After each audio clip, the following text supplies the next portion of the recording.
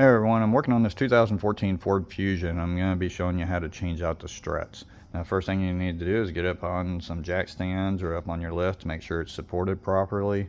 Go ahead and pop the hood, and then you're going to need to take the front wheels off. It's the front ones that we're going to be doing today. We're going to go ahead and get on it.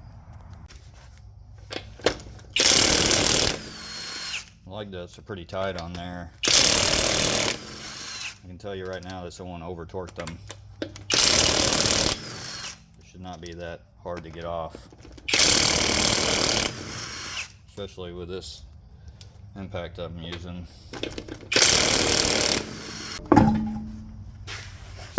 Also, these struts came with sway bar end links, and you can see the sway bar end link right there that's attached to the strut bracket right there.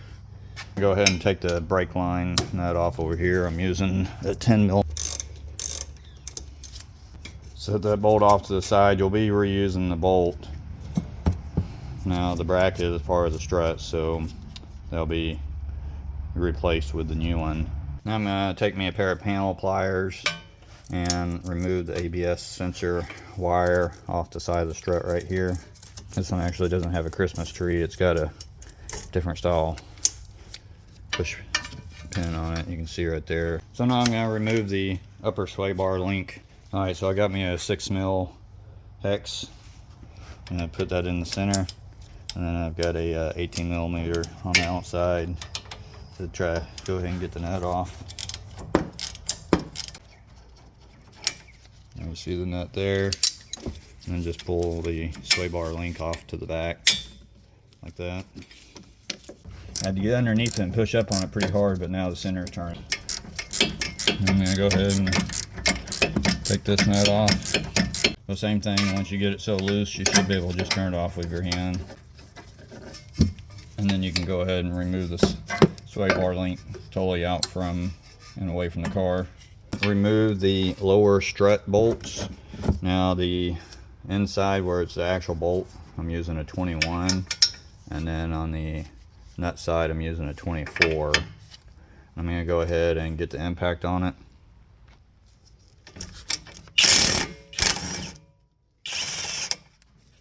And I'm going to go right to the bottom one, get the bottom one off. Put a nut back on the end right here.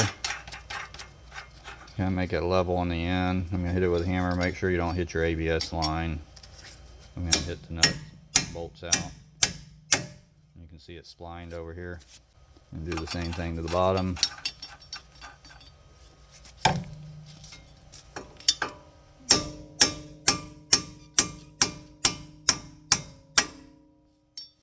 Okay, so once you get that knocked out right there, you should be able to hold your hand against the rotor right here. Let's see if I can give you a little bit better camera view. And slide the bolts out with your hand, putting pressure against the rotor. Slide the bolts out. And then you've seen how the arm dropped a little bit. You should be able to just pull the arm out slightly. Now you don't want to let it go too far. If you let it come all the way out, you could pop the CV shaft out from the inside. So you don't want this arm to come out real far. You just want it to come out just far enough for you to be able to get the strut off. So once you get the end of the strut off right there like that, that's about as far as you want to go. You don't want to keep pulling on this arm because you don't want to separate the CV joint. Now the strut's completely loose, and we just got to go to the top and take the bolts off from up top. Okay, so inside the engine compartment, you'll see your strut tower right here. You're going to want to take a screwdriver, and there's some clips right here. And you're going to do the same thing to the other side. You're going to take that clip off right there. You want to be careful right in here and kind of lift the cowl up slightly. You don't want to pull on your sill up here because you'll pop it off from the little fasteners, but you want to just pull that sill up, cowl just slightly up right there, and you'll be able to see the bolt right under there. These two front ones, you don't have to do that. The back one, you kind of have to pull it up in order to get to that back bolt. Now, I prefer to take the back one off first, then that way I'm not having to mess with it whenever the other two come loose. So you can see how my wrench fits underneath the cowl cover right there. sit there and just back it out. Okay, so now I've gotten it backed out quite a bit. Now if you have big hands, you know, might not be able to do this. It might not be easy to do it.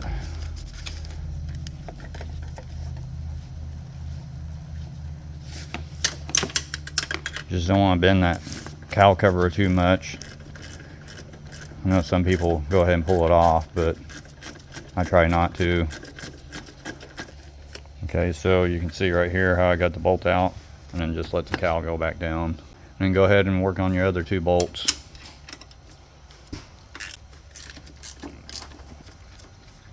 Now whenever you're letting go of the last one, you don't want to fully let go of it. Once you feel like it's getting close, you're going to have to reach your arm underneath there, because if you haven't already noticed, the strut's starting to fall through right here. It's completely loose. So once it gets close to being out, you're going to need to go down by your fender. You're going to need to come back underneath here. You need to hold your hand underneath and hold the strut as you're taking the bolt off up top. And you can see how it's moving really easily. I got my left arm up over the top of the fender, taking the bolt off from the top. Now it's fixing to come out. I can feel it. It got really loose. I'm putting upward pressure on the strut. There, the bolt came loose, and I'm still hanging on to it. I'm just going to gradually bring the strut out like that. So now we're going to take the strut over there back behind the car and compare it with the new one. Okay, so these are customer supplied parts. So if you noticed, these are usually, like whenever you buy them from the parts store, they're going to ask you if you want left or right, because it matters on where the brackets are. These ones, they ordered them, I don't remember where he said he ordered them from, but they're multi-fit and also multi-purpose as far as bracketry goes. If you look, it's got a bracket on both sides, and then it's got a bracket on both sides on the bottom down here, when the factory only has a bracket on one side. So that basically, from what I'm looking at, the way that it's designed, I've looked at both of them. These are 2 identical. The part numbers are the same on the boxes. So basically, they'll fit on left or right, doesn't matter. But you need to make sure that whenever you put your new ones on, if you get them from a local parts store or something, they'll probably have a left and a right that you're going to need to pay attention to. Also, you'll need to pay attention to things like this, where they gave you new bolts to mount it with, but one was gone. Just look in the box. A lot of times they come loose in the box, and you can see it here in the corner. There's the missing bolt. Now this was basically a strut kit that comes with the new sway bar links, so I'm going to put the sway bar links on there as I'm putting the struts on, but let's go ahead and reinstall the strut. Okay, so I'm just going to explain to you what I'm going to be doing from one side. I'm going to lift the strut up from this side and up in the hole. As I'm lifting up the strut from underneath, I'm going to be sticking my arm with one nut, and I'm going to be pushing that strut up from underneath, and I'm going to put the screw, and I'm going to screw it in as I'm pushing up the strut from underneath. It may be easier for you to have someone help you, have someone push the strut up and hold the strut from underneath. It is possible to do it one person, but it is easier if you have someone help you. So whenever you see me come up here with a strut, I'm just going to be going right up into the hole, right up into the shock tower right there, and get it mounted where that bolt is right there. You just got to get one screw in order to hold it and support it while you do the rest of your work. And I may make this look easy, but it does have some weight to it. But just put it right through there. And I got it resting on the shaft down underneath, but I'm going to go up to the top now. I'm going to continue to support it. Okay, so I'm going to grab it underneath like this, and I'm going to just push it upward until I can get that nut fastened up top. Okay, so I got one nut started. Now, whenever I let it go, it's suspended. And you can see the one bolt that I've got hanging onto it right here. You can reach underneath and you can see how the strut's moving in the center because I'm reaching underneath the fender here. What I'm going to do is push it up a little bit to get it aligned and be able to put the other nut in through the hole and get it attached. Okay, so now I got 2 nuts started, or two bolts started. Now I'm gonna go ahead and get that 3rd one in. Okay, I had to change, I had to turn on the fan because the mosquitoes are getting really bad out here, but you can see I've got this bolt right here. I'm reaching underneath the fender again. I'm pushing the strut to the side so that I can lift up the top plate on it and get this other screw on there. You might have to turn it slightly, you know, turn it left or right until you find the right position to put that bolt in there. Now before you tighten up the bolts up top, I like to come underneath here and just kind of move the strut around and make sure that this is going to go into the correct position without too much problem. If you tighten up the bolts up top, it makes it harder to move it around. So once you get that to where you can tell that's going to go in the right position, then you can go ahead and tighten up the bolts up top. Now whenever you tighten up the bolts up top, it's going to move that strut up more, which means that whenever you go to put your bolts in right here, you're going to have to lift up on your whole assembly from the bottom. And if you watch right here, I'll grab the sides and I'll lift it up. You can see how it moves up and down with just me pushing it. So it shouldn't be too hard for you to get those bolts in there. Yes, it's going to be easier if you have a second person, but it is possible to do it by yourself.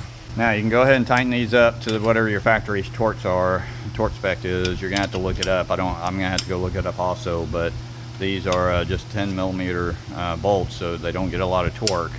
If you don't have a torque wrench, just snug them down pretty good. Don't snap them off, because then you just make another problem for yourself.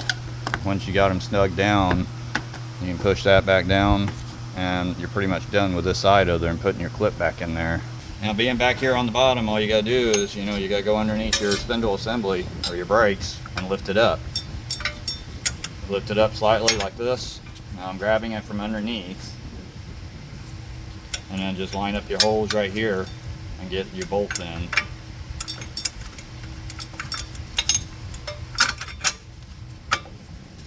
Do the same for the lower one. Doesn't really matter which one you go in first. You can see how I'm pushing in on it to get it to line up.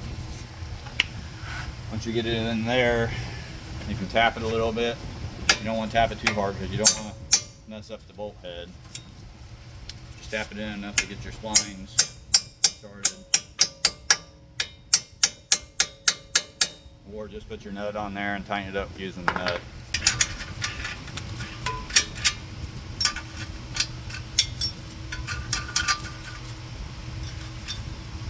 Now here's the new sway bar links. You can look at them and see that they are basically the same. There are a few differences. The replacements has nuts up here. They don't have a hex on the end of it, placed for a regular wrench back there.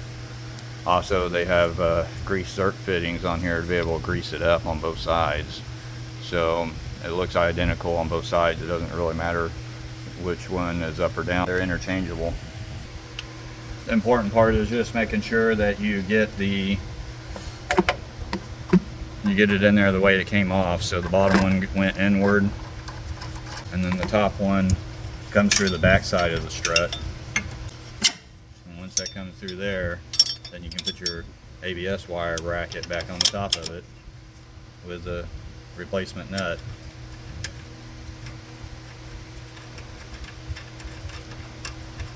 Get that on there. Now one quick tip is before you put the sway bar on there, or the sway bar link, figure out what size wrench that you need for this. That way you don't have to be going back and forth. But the nut is a 17 on the replacement, but this down here is an 18. So, and I did have to put the wrench on the back of it to keep it from moving, but now the camera's in the way, so it kind of makes it tough on being able to show you. So I'm going to go ahead and tighten this up.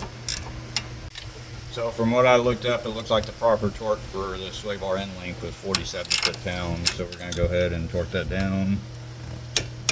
Right there is 47. That feels about right. Now go ahead and put your ABS sensor wire back in its position, and come over here and put the brake line back into position. Now these brackets right here bend really easily, so if they're it might be bent inward from the shipping. You might have to push it back out, maybe straighten it up just slightly, just kind of push on it a little bit, straighten it up, put that nut back in there, try to make sure it's squared and not cross-threaded. I ended up getting an extension to get because it was hitting this bolt right there for the strut, but got an extension and now I'm able to screw it on without any issue. It doesn't take a lot of pressure, just snug it up. You don't want to strip it out. Okay, so now you're going to want to tighten up your lower strut bolts. Now I just looked up the top specs. According to my book, the top strut bolts up in the engine compartment is 26 foot-pounds.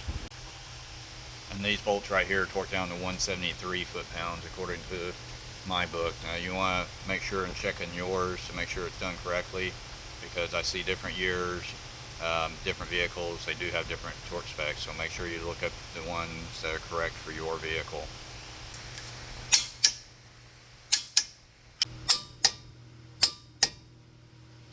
And also make sure that you torque down your lower sway bar bolt. Well everyone, that's pretty much how you change out your strut on the front end of your Ford Fusion. It's going to be the same process for the other side, so you should be able to handle it yourself. After you do this, just make sure, go over everything, make sure you got everything tight, and then put those clips back on your cowl up top, get your wheel back on, and torque your wheel down. Let me look up the wheel torque. You see Ford, you see the Fusion right here. This is a 14 model, so 06 to 20, 100 foot-pounds. Okay, so once you get your wheel up there and you get it torqued down to 100 foot-pounds, make sure you do a crisscross pattern on your lug nuts, but you should be able to handle the rest of it. You should be able to handle the passenger side without any problem. Hopefully the video helped someone out today. If you haven't already, please hit that subscribe button for me, like it, share it, let me know what you think in the comments below. Stay tuned for more videos, and I will see you in the next one. Thanks for watching again, everyone.